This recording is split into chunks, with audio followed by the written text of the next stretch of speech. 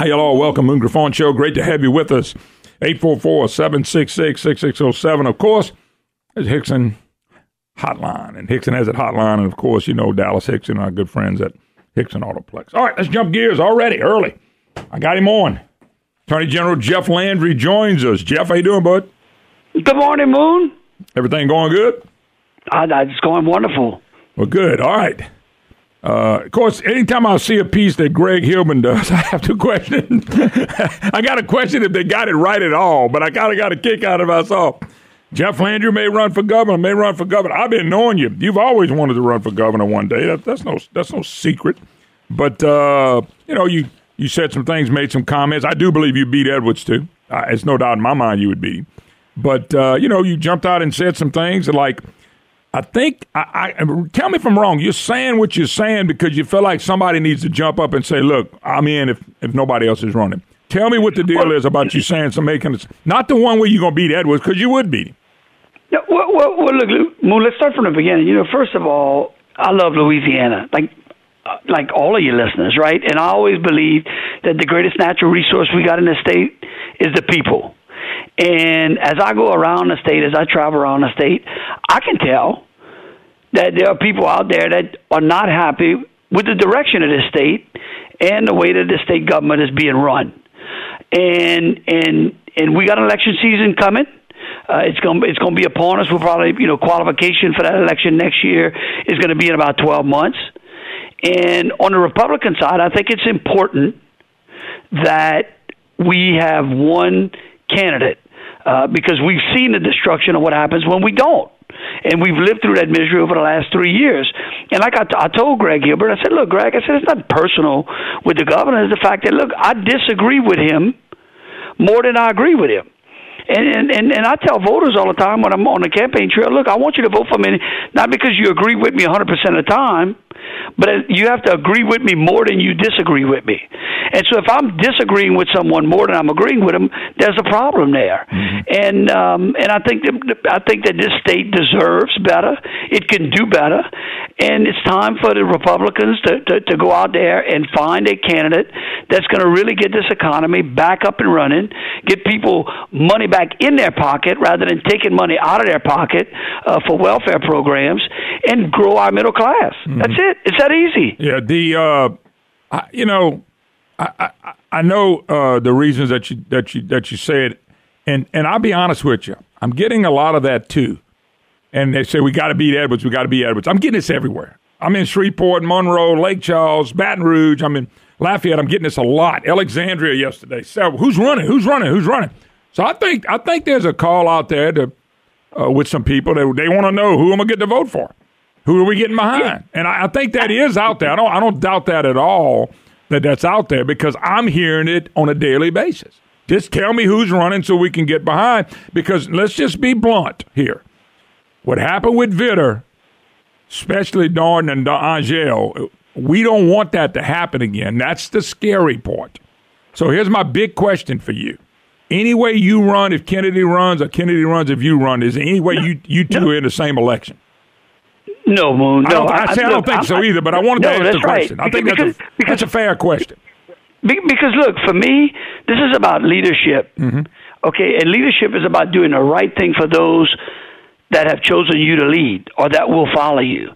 And right now, the state of Louisiana needs someone to lead it. And I'm willing to say, look, let's go find that person, okay, and let's do it now.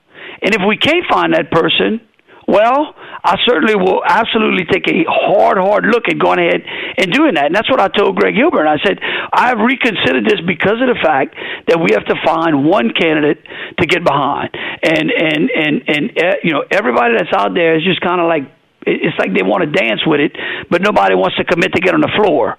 And that's what we need. The reason why I brought that up about the last election, I think you agree with me, that is nerve-wracking with some people thinking we would have a couple of three major candidates.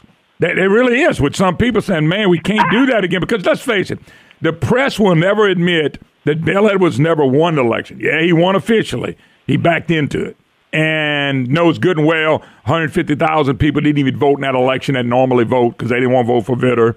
he was so tainted by Doran and Angel. We got another 100,000 people or so out there that are registered to vote that normally vote in those elections. Those are all conservative voters.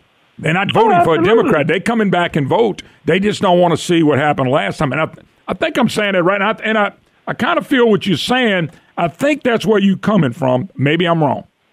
No, it's absolutely correct. I mean, look, we don't have a true primary system here in this state, like states like South Carolina, which I go to all the time because it's so successful, right? I always mention South Carolina, a southern state, right, that has grown just, phenomenally and economically. But we don't have a primary system like they do. They have a way under which they can filter through their Republican candidates. We don't have that. Mm-hmm. And so what I'm telling you is because we don't have that, and because we see what happens when we don't have that type of system, it's incumbent upon people like myself to go out there and help to ensure that the voters don't have the type of anxiety that you're talking about, that we don't have this big mess out there, and we try to find a candidate we can all get behind. Yeah, but one thing about it is I know that people have taken you seriously because it's kind of funny. Last week, Jim Beam, who's a deputy press secretary for Bill Edwards, as you know, he's got many. He's got a lot of them. Well, you got press secretaries. I agree with that. He's just one of many. Last week, he took a shot at me and John Kennedy because he's a big Julie Stokes sycophant. This week, headlines: State AG has too much free time. And you can always tell who to vote for by the people they hate. Yeah, there's no doubt. Let me tell you something. If Jim Beam thinks I have free time, he should come over here and walk in my shoes for a week. And it would give him enough to write about for the rest of the year. And that's it. The problem with Jim Beam is he has too much time on his hands, and he's not going out there and shopping at Walmart and going to the gas station and visiting with the people out there that all they're doing is try to provide for their families, getting ready to get their kids to school. And you know what they're doing? They're scratching their head saying, why is the state of Louisiana always last? Why is the rest of the country enjoying Trump economics and we're not? We're not. But not, and I think you make a good point. I was it's funny you said that. I was about to say the same thing. Seems like Mr. Beam has too much free time on his hands. So what he does is he's going to start plucking conservatives in the state out like he always does. I don't think nobody reads the crap. I'm probably stupid for putting it on there, but I just thought it was interesting. Hey, Jeff, jump gears with you. I just wanted to know, you made comments. I never trust Greg Hilburn, but I do trust you, so I wanted to get the comments from you. He did a great job. I know, but I wanted to ask the question. Is there a scenario where candidates like you and Kennedy, the same thing? And I think you pretty much answered that. Quick, let me jump gears with you. Just 3 minutes left. Medicaid. Okay. I've seen Medicaid fraud. This thing is breaking us. It is breaking us. Yet the governor never moves to change anything in Medicaid. We have legislators that try to change things. We know there's fraud. We know there's abuse. And this governor expands, cost us. Nobody does anything about it. Nothing. So how do we fix this? Well, look, Moon, first of all, you cannot fix the state of Louisiana unless you fix Medicaid. All right? That program is so inefficient. It's riddled with fraud, waste, and abuse. The governor, and you're right, they've done nothing to exemplify leadership in regards to creating efficiencies out there.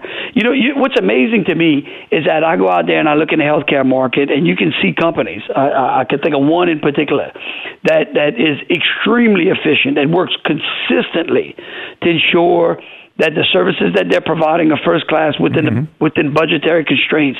And that's what our Medicaid system doesn't do. And I can tell you, for everyone listening out there that's sick and tired of driving up and down our bumpy roads or having to take another route because we got a bridge that's out, or, believes that we need to improve our education or that teachers need a raise, none of those things can happen.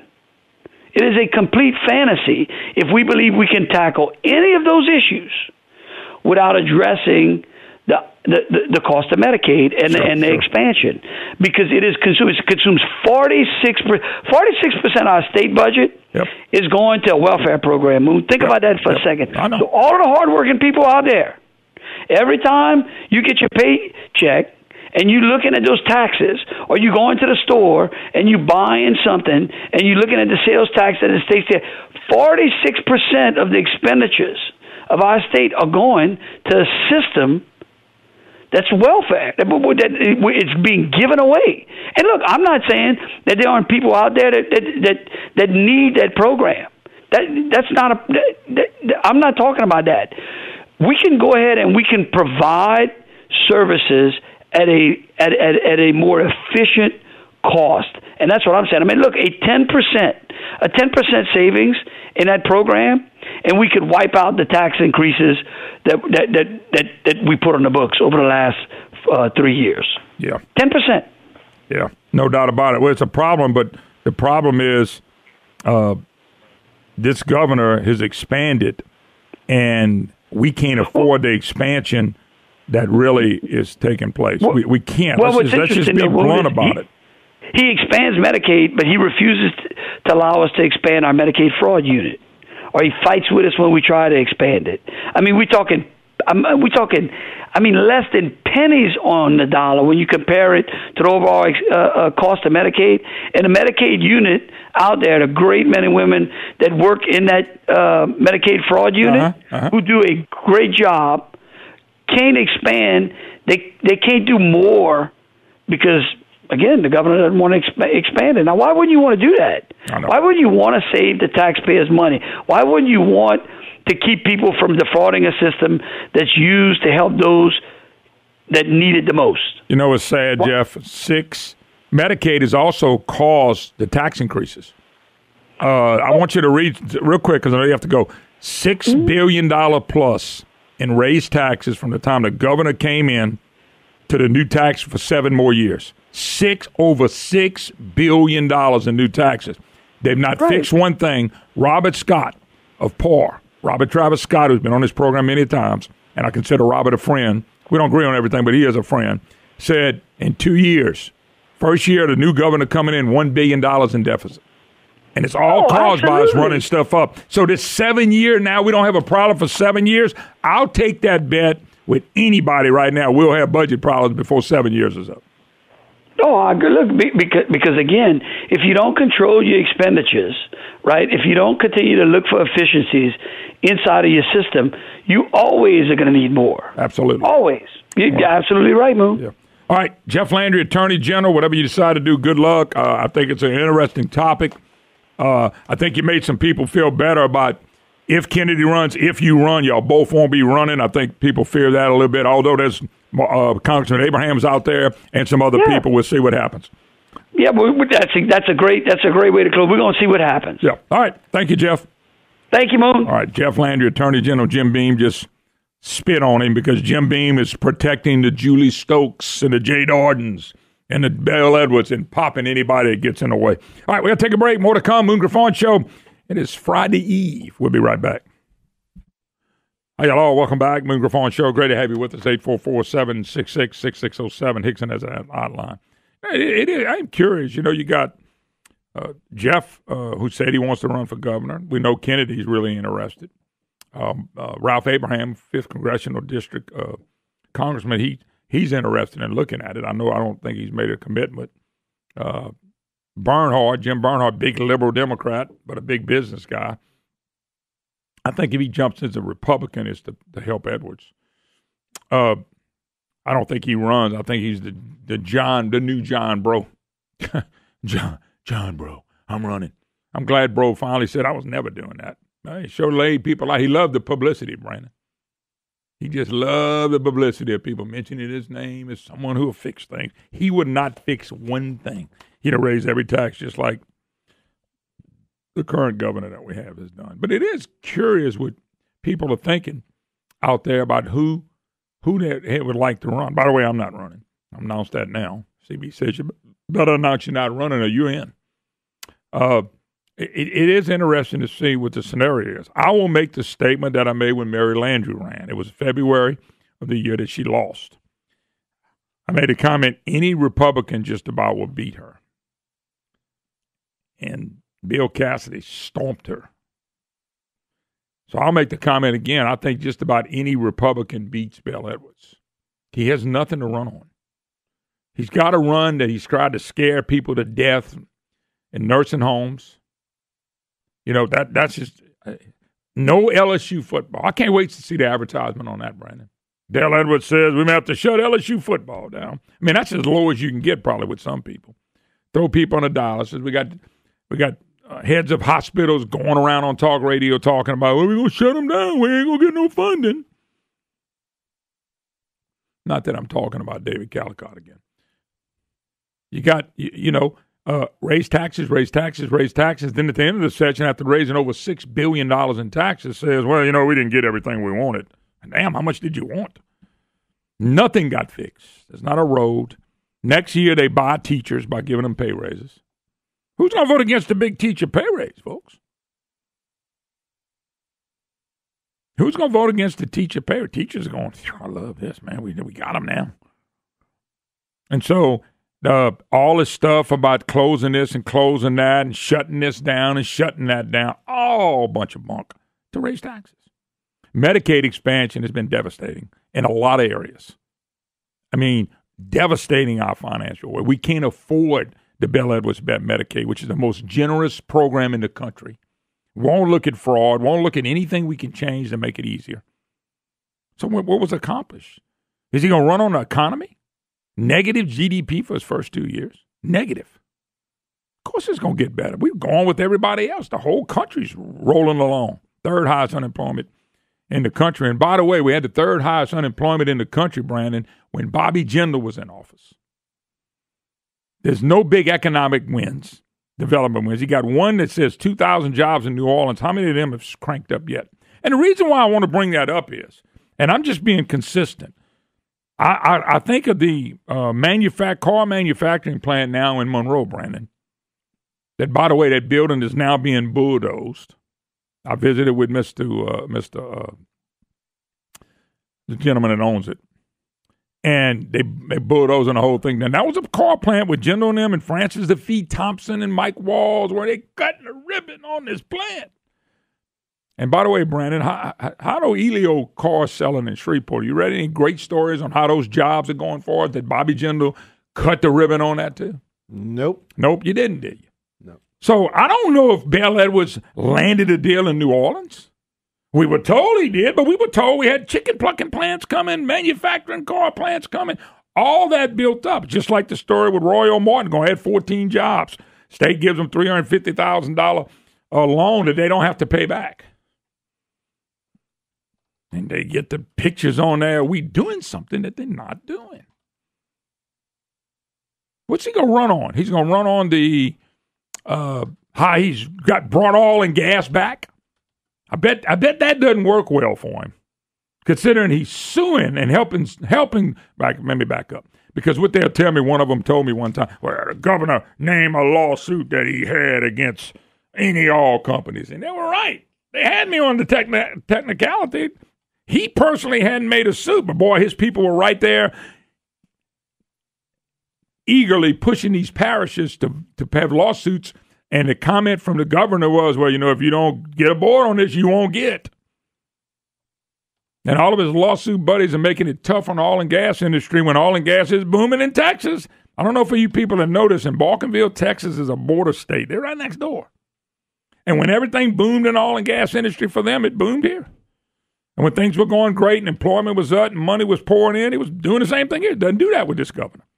I've been told 1,000 times, if I've been told once, if you don't get rid of him, he is destroying that industry. By the way, that's the goose that laid the golden eggs for many years here. Still could be doing it. Unless you got a governor who is helping to threaten lawsuits. There may be other people out there wanting to run for governor. I know I talked to somebody in the business community.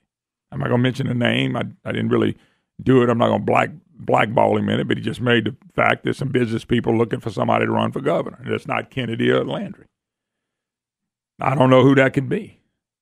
I know it's a sure sign if Bernhardt was all of a sudden, who ran the Democrat Party, jumps up and becomes a Republican, that fixes in for Edwards. He'll go out there talking about pro-business. I've never been in government. People may buy into that crap. I'm not buying into his mess. You shouldn't either. So we will. I still believe we'll have a new governor. I think we'll have financial problems again after the next governor comes in. I think it's set up by Bill Edwards, this expansion of government in an economy who hadn't. It's a shame. Our economy hadn't kept pace with government. That's pitiful. It should be worked around the other way. The government should just stay up with the economy. Economy goes up, they roll. Economy comes down, government have to cut and cut back as well. That's the way it ought to be. That's the easiest way. Brett Guyman has talked about it many, many, many times on this program. Our economy, since about the last 14 years, have grown about half as much as the state government has grown. And if we don't fix that's something you have to fundamentally fix, or you can never get to where you need to be. Oh, you can have a couple good quarters in a good year, but in the long run, it's going to destroy you. What does Edwards run on, folks? He's going to run on that Second Amendment honor code crap again? Is that what he's going to run on again? Honor code? There's no honor in politics. There's no honor code. It's amazing to sit here and watch. So I'll say it again. Any Republican that's out there that can raise the money and get out there and get their message out there, I think will beat him. Remember, too, right after this election, you got the census, and then you have the, what am I trying to say, Brandon, on the redistricting. Very important to have a Republican in the seat. All the governor's races are this year. The whole nation's going to be watching this. And there's going to be, John Bell has $5 million. I don't care if John Bell has $45 million. Whoever's going to run against him in the runoff is going to have every bit of the same amount of money. I know what's making people nervous. You want a candidate we can start getting behind now. Some people think it's too early. I didn't talk to John Kennedy about it, but I think he thinks, it's way too early to announce that. Jeff's, on the other hand, is saying, look, I want somebody up and running, I'll run. He did answer the question, will they both run together? And the answer is no. And I think Jeff's right on that. But I know it's made people nervous. They want a candidate now. Who are we getting behind to be Bill Edwards? Because I hear it. I heard Jeff say, and I read the article, people are telling me this when I'm stopping here. He's right because they're telling me. And if you want to go back and listen to that interview with Attorney General Jeff Landry, it is on kpel965.com. The one we just had? The one that we just had. Okay. It's up and ready to go. So say it again. kpel965.com. You can listen to the interview there. And you will send it to my Facebook. It's already being sent. Okay. And hopefully Dead Pelican will pick it up. Yep. By the way, Trump's approval, 50% now. It went from 44, 45, at 50. Two reasons, I believe. Number one is his investigation is a joke and people are getting mad at it. But number two is people starting to feel the economy and say, hey, what's wrong with this president? And they don't watch CNN, MSNBC, and all those crazy news networks. All right, we got to take a break. 844-766-6607. Hickson has a hotline. We'll be Hi, hello. Welcome back. Moon Griffon Show. Great to have you with us. 844-766-6607. Hickson has a hotline. I was telling me and Mark and Brandon were talking about Limbaugh, 30 years, and I didn't even catch it yesterday. It was on the news. I didn't pay attention, but I did watch it. Sean Hannity did a piece last night. My brother-in-law has been staying in town, and I'm telling you, I don't ever watch Fox that much, but he likes it, so we've been watching it.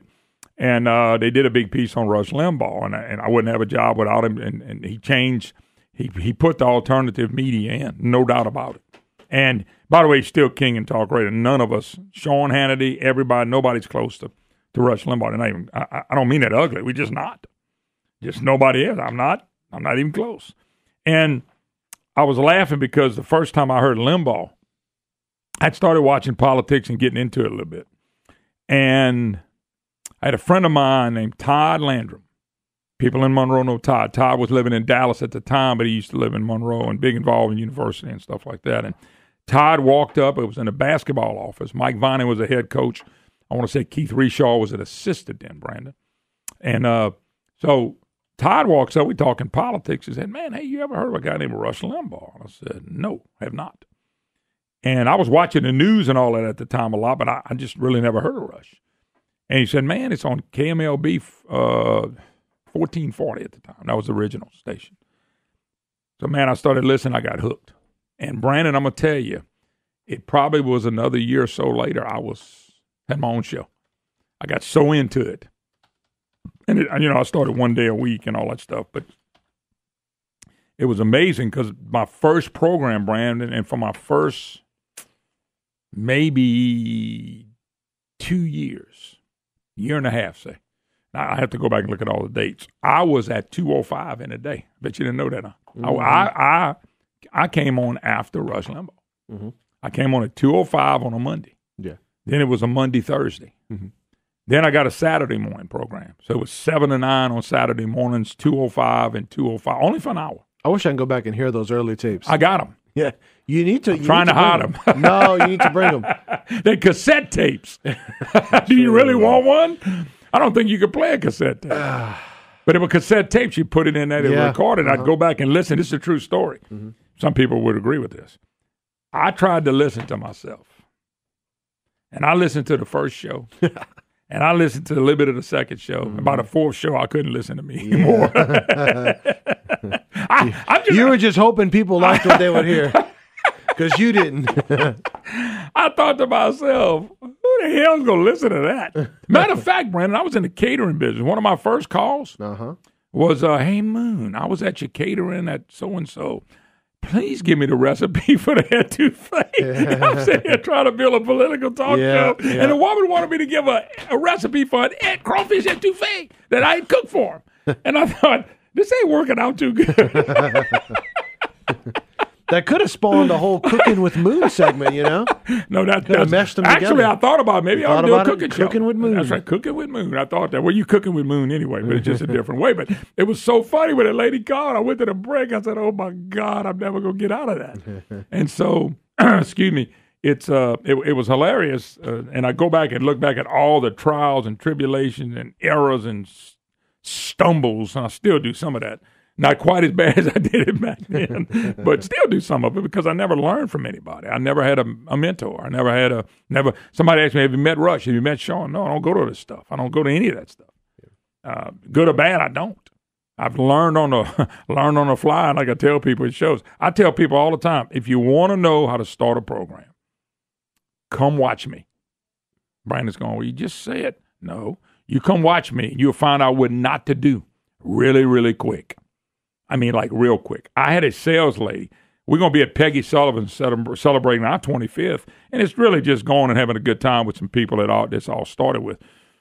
And I'm hoping Lyle Miller will be by, and Paul Hurd, and some of those people that have come by. Dr. Sutherland, if he's around, I'm sure I think he will come by and say hi. But it was such a trip to get started. When you get behind the microphone, Brandon, for the first time in your life, and the show's starting. Greg Gullius was my original producer. Greg left and came back. Yeah. And I said, the music starts. I said, what the hell do I do now? Yeah.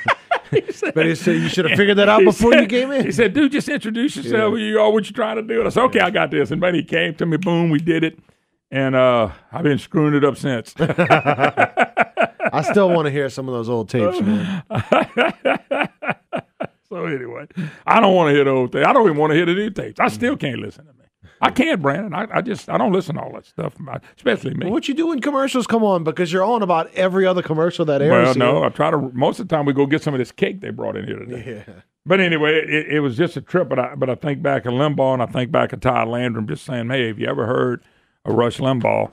And a year or so later, I had an opportunity to do a program for an hour a week, and then it was Monday, Tuesday, Thursday, 2:05, and finally we were able to put together something that was in the mornings, and I was able to do this. So when I think of Rush, I think about the King of Talk, but I also look at him. I mean, Fox News, some of this other stuff that's come out, and when the internet started really coming out, the Drudge Report, Chad Rogers does a great job with the Dead Pelican in our state, and so I just kind of get a kick about it, and I watched that with Limbaugh, and I kind of give a little salute to him. I said, hey, Rush, you made a lot of people not only make a living, but help get the word out of different things. And so I just thought, for a few minutes I'd say something nice about Limbaugh, because to me, I'm still a gigantic fan of him. I don't get to listen every day, but when I do get a chance, and I try to listen every day. But when I do get a chance, I'm just amazed at the entertainment. I can listen to Limbaugh and laugh a lot. Mm-hmm. Not at him, Brandon, but just the way he does some things that are hilarious if you just listen to him. and he came from a really smart family. A lot of lawyers, not that all lawyers are smart, but but there are a lot of smart lawyers, and he came from a really, I think, a well-educated family, and that's why. And he talks about it often about how his dad and them, when he said this is what he was going to do, they kind of looked down on him. They didn't, but they always encouraged him too. So it was a big deal. But anyway, just something I thought I would mention, because without Limbaugh, I don't think talk radio. He actually took the AM dial, which basically was dead. AM radio was dying with FM. FM was so much clearer. It went so far. You had so much restriction on AM. You still have restrictions on AM, Brandon. I know when I was back in Monroe, Bob Holliday and them, which I'm grateful for, he gave me an opportunity. And Bob helped me syndicate as well. He was really big in this program. But if you go back, and I don't know what the rules are, but if you go back and look at AM, he had a 5,000-watt station. But at dark, it dropped to 1,000 watts. I know people had a 5,000-watt station. At dark, it dropped to 90 watts. I mean, just right there in your little local community. Wow. I still think that happens with AM stations. It does. Now, a 1,000-watt station is the same day and night. But if it still happens, you wonder why. Why do they have to? And I never really realized what the purpose of AM having to drop back on their power at night. I figured it was some kind of security or some kind of security deal. But AM still drops at night. See that man right outside over there? Walking to the back? He can explain it to you. The one kind of ball? Yes. No, I better not do that. I done been in too many fights with him. I better not do that. But you still have that on AM, so it is good. I still love the AM dial. I really do. Yeah. Rush made it. There are some stations, and we've been involved in some of them now. Shreveport, Monroe, Ellick, Lafayette, Baton Rouge, New Orleans has done it. I don't know about Lake Charles yet, but a lot of them have gotten FM dials now. They've done it, and then they do it in conjunction with the AM dial. And in the big markets, they just simulcast everything. In the smaller markets, they still change them up a little bit. But it's amazing, though, Brandon, why they cut the signals now like that.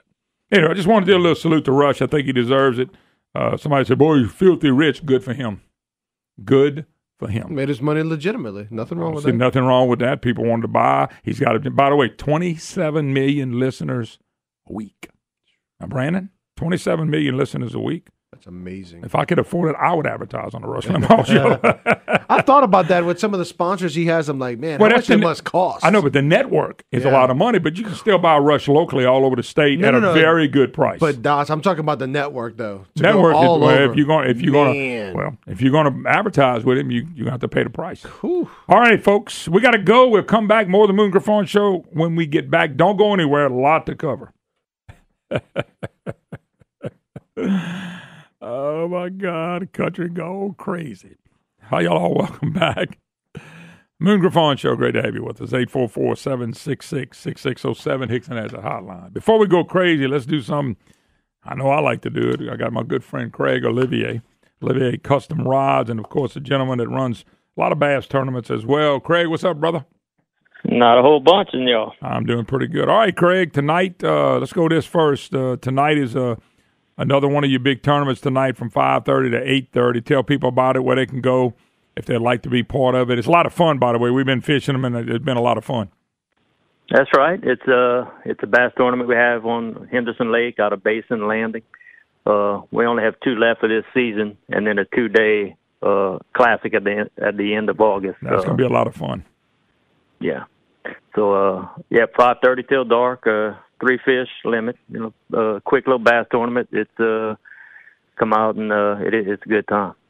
Yeah, no doubt about it. Now, Craig, they can pay when they get to the landing, but you would ask them to get there early so they can register and pay, because you do have to register and sign a little insurance deal and all that stuff. So we need to get there, start getting there around 4:30, so that way they can be in, leave on time with everybody else.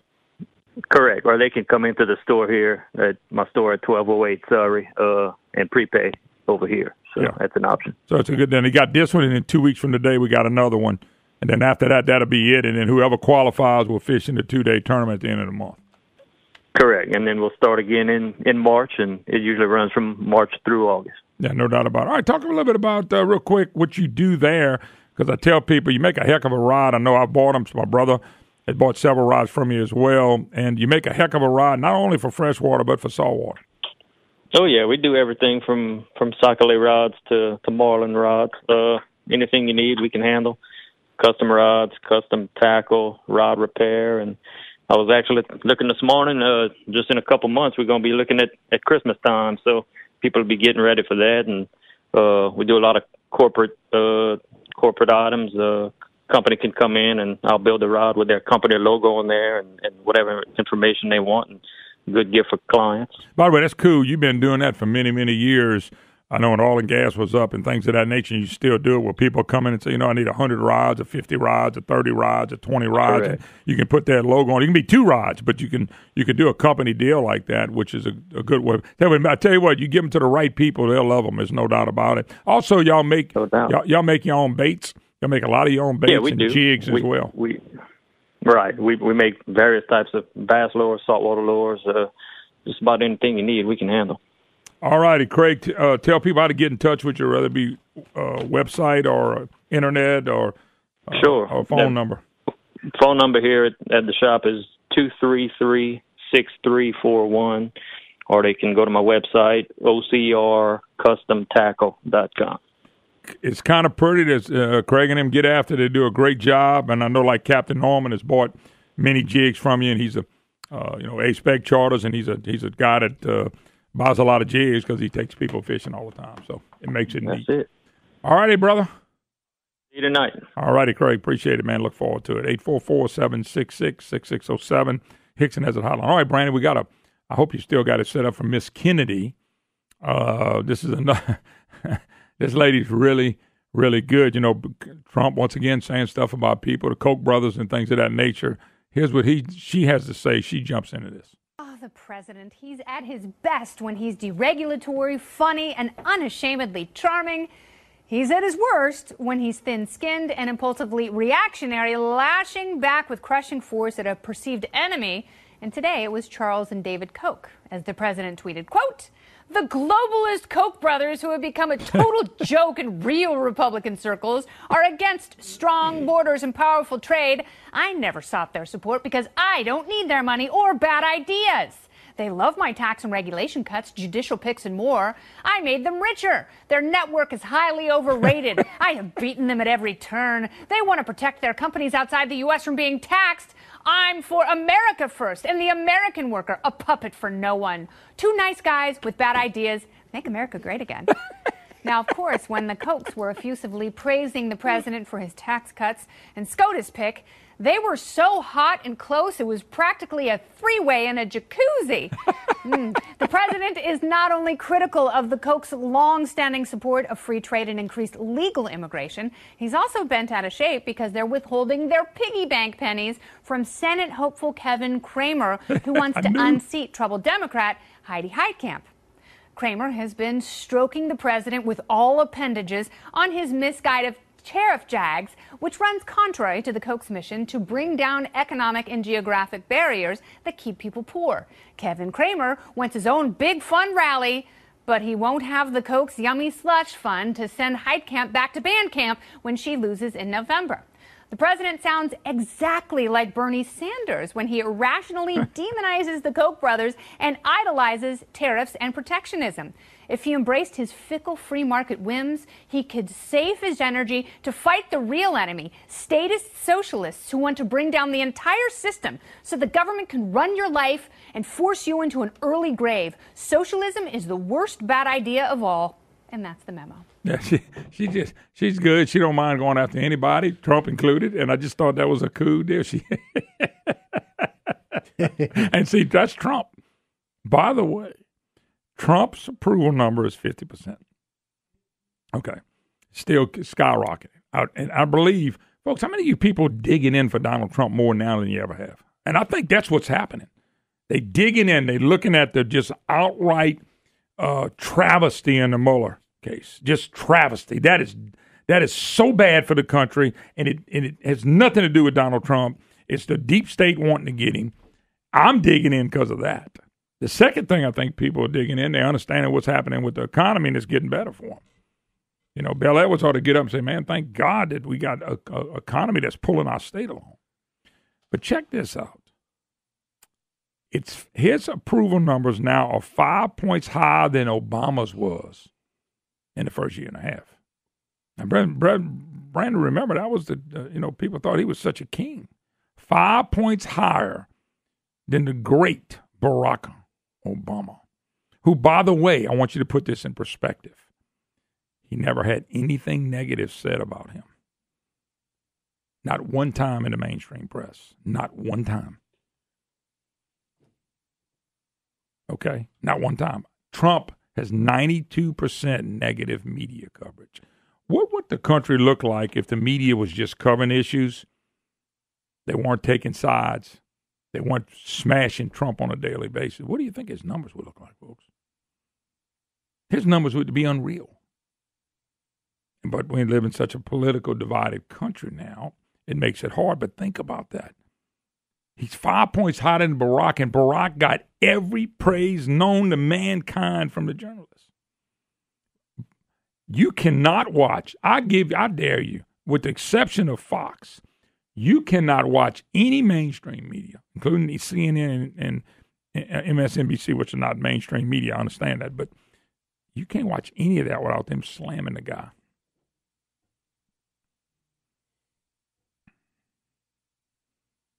They are slamming the guy on a daily basis, and yet the numbers stay up. Actually, they've gotten better. And I really think the people for Trump are digging in.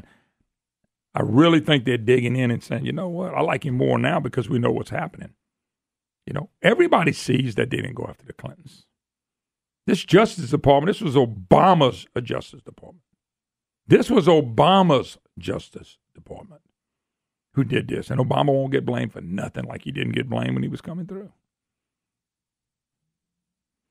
Coming in the midst of the nationwide controversy of children and family U.S.-Mexican border, it suggests that Hispanics may not be entrenched with the liberal voting constituency. They're saying, according to the poll, what's helping Donald Trump skyrocket, you ready, are the Hispanic population. They're the ones that are saying, you know, we like this guy. He's helping with us, with our economy. We got jobs. They're not, unemployment numbers are down. Blacks would be doing the same thing. Donald Trump would be growing with black favoritism if you didn't have the Maxine Waters in the liberal press and all the people that control, and I said it, control the black vote. They keep saying he's racist and hateful and ugly and racist, and they have no proof. Just say it and say it and say it and say it and say it again. It's no doubt black unemployment lowest, what they say, lowest of all time, record lows. Yet, you go watch the Democrats, and what are the Democrats doing? They're not going to help anybody out of an inner city. They're not. It's designed. Every policy they have is designed for you to stay there. Let me give you something, and boom, vote for me. And the Democrats use the poor black vote over and over and over and over again. Maxine Waters don't even live in the area she represents. She lives in millions of dollars, millions of dollars. Her home is worth millions. Millions. And she doesn't represent those people anymore. She uses them. Totally. And all these Democrats do, especially the blacks in the inner cities. Totally. So they're not allowed to say, yeah, I like Trump, what Trump's doing. They're not allowed. They really are not allowed by the Democrats, especially the black Democrats. And you got to understand that. That's what's going on. Their numbers would be high up, too. They would be skyrocketing because the jobs are there for them. All right, we got to take a break. 844-766-6607. Hickson has a hotline. You want to say something? No, I'm good. Okay, no, you came across that and went, and I thought, oh, I must have missed something. All right, we'll take a break. Be right back. You're listening to the Moon Griffon Show. Welcome back, Moon Griffon Show. Great to have you with us. 844-766-6607. Hickson has a hotline. If you'd like to be part of the program, your opportunity to be a voice. All righty. I think it's amazing that when these people step out on social media and people in the fake news area, I think it is amazing, simply amazing, that when they step out there and they get hit back, they cry like a stuck pig. Remember, my old buddy used to tell me, hit dogs holler. And that's true. Give you an example. Remember the Fresno State professor who, when Barbara Bush died, just called her everything but a pig? Remember that? Lambasting Barbara Bush after she died. It was good that she was gone and just went all over her. Well, she started getting threats, okay? And she blamed the newspaper for it. But she put it out there herself. She said she blamed the newspaper's biased reporting for inhumane and cruel hate mail that she got. Now, this is what I want to understand. How can you say something? You want to be on social media. You want to be out there for everybody to see what you got to say. You say something hateful about the death of a person. You know, Brandon, many, many times I've had people that I fought politically that when they had a death in the family, somebody got sick, man, I said we need to pray for them. I never said with this woman, this was, I think, a teacher, professor at California State University, Randy Jara, however you say her name, jumps out there and says something literally ignorant, stupid to no end, and ugly for somebody who just lost their wife, President Bush, and just ripped her. And they picked it up, and she was all smiles, and she was happy she said it. And then she started getting stuff, emails, and I don't know, Facebook and all that kind of stuff. And people start sending us some nasty stuff back. And what does she do? She starts blaming the newspaper. Quote, I want to see how your paper's unethical and biased reporting feeds into inhumane and cruel treatment toward the people you write about is violent and inhumane. So let me ask you a question. When Steve Scalise almost got killed, the man got shot. There were other people shot. Right? Did anybody die from that? I can't remember. I don't think anybody died, but they got several of them got shot. Mm-hmm, mm-hmm. You know, this woman wasn't saying nothing. Her rhetoric is the type of stuff that leads to that. But when she gets hit back by people, she can't take it. Brent, that woman never said that, never got on Facebook or got on YouTube or whatever she sent out. I would have never known who she was. Mm-hmm. But you're going to get out there and make dumb, ignorant, stupid statements like that? Man, when somebody died, look, politically, Brandon, and I try to do this, if I talk about like Francis the Fee Thompson, you know, when the Fee, you know, he had cancer, we said we need to pray for him. It ain't personal with me. Mm-hmm. It's a lot of political. This woman here got ugly about Barbara Bush died. But see, what's happening with her is the criticism and the nasty comments coming back her way are outweighing the cheers that she was getting on her side of the aisle. She was getting all those cheers, and it was all cool. And then she goes after the newspaper for doing a story on it when it never gets out. If Miss English professor in California would have never put it out. You can't take that stuff back. Another example, CNN Acosta. He was covering the president's speech the other night in Tampa, Florida. CNN chief White House correspondent Jim Acosta. And the crowd started chanting, CNN sucks. CNN sucks. By the way, is Rob listening? No, he's not. He would have just rolled his eyes at me. And so what does he say? He goes on the site on the news and says, I mean, honestly, I felt like we weren't in America anymore. Brandon, let him go try this in Iran. Let him go try this in Iraq. What you mean you're not in America anymore? And by the way, CNN does suck. So y'all put fake news after fake news after fake news. You wrote nothing. You showed nothing negative on Barack and Obama. And everything you write is negative on President Trump. And you go to a President Trump rally? And people know what y'all doing, then why do you get on the news every night and pound the president? But boy, when you show up and they start hollering CNN sucks, Brandon, nobody got in his face. Nobody punched him. They got almost 600 people from Trump with pictures of bloody noses and stitches and stuff from people listening and watching the crap news station that they are going to actually do something physical to people. They can dish it out, but they can't handle it. And I got to be honest with you, that's free speech. You had a Trump rally, and I see somebody from CNN, I'm not touching them. I'm not spitting on them. But I don't mind. I'd have joined in the chorus. CNN sucks. He goes on to say, how can you? It didn't feel like America. What is America to you then? What is America? See, what they're doing is each trial, once again, Brandon, turning the Trump people as being bad people for shouting CNN sucks. Would he have felt better if somebody would have just jumped down there and punched him in the face? Would he feel a little better? That's what they do with people that don't like Trump. Would you have felt better if somebody went over there right up in the head? He also said, I don't know how to put it in more plainly than that. Americans should not be treating their fellow Americans in this way. Well, let me tell you something. Is shooting a sitting congressman, is that the way we need to treat him? That was all off the left of the rhetoric left about how bad and racist Donald Trump is. They can't take it, folks. They can't take it when they're not in control. They don't need to be in control because when they're in control, we go down. Just your comments, 844-766-6607. Hickson has a hotline. Oh, we're being too hard on the press. Wow. We'll take a break. Be right back.